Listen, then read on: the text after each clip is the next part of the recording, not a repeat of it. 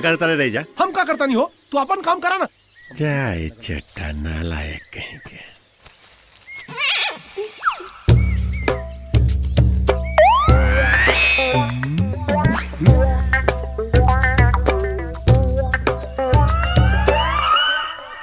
का रे ये खेत मिलेला तोरा घास काटे के?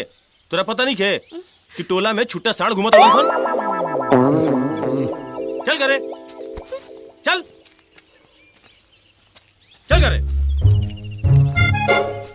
इतना समझा रहे लेकिन बुझाला नहीं करा। का हो गई तसल्ली? न खुद खाइबा न खाए देबा क्यों? सारा मूड खराब। अरे जो चट्टा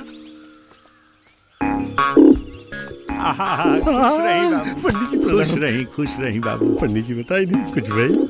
बाबू पूरा जवार छान मरनी, कोनो बेटिया अपन बेटी देवे के तैयार नहीं खे होत बाबू। अब हमार पिंड छोड़ दलक बाबू। ऐसे न बोली पंडित जी, अभी तो एक आखिरी सारा मानी ने पंडित जी कुछ करी ना। अरे मर्दे अब भगवान को चमत्कार करी है तो करी है, अब हमरा भांस के नहीं खे रह गई बाबू। मैं काम कहीं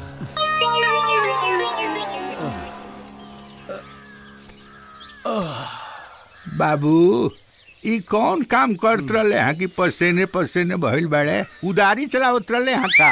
करम न करत रहे हाँ, तो करम करत रहे। अरे राम राम। अरे चट्टा तो सुधरना जो, अगर ये हालत रहल ना तो एक दिन टीवी धर ली तोरा। अब तोहरा चलते होता सब। अब भगवान सहारा नहीं के दे तो का करी? अपने हाथे का साथ है। चुप चलो ठोक काम कर। ए भैया अब आधा घंटा हमसे कुछ ना हो, तू ही करा जौन करे। बाबू तहरे चक्कर में ये अधेड़ हो गईले। हमरा बुझाता कि रजुओ बाणे बुढ़ा जाए। का करी अब ये कर्म करी है तो गुप्त रूप के फेरा में पड़ी है।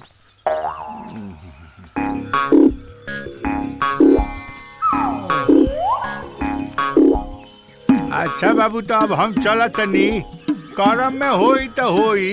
हाँ चल तन हम यहाँ रहलो में दोष लगी। बाप रे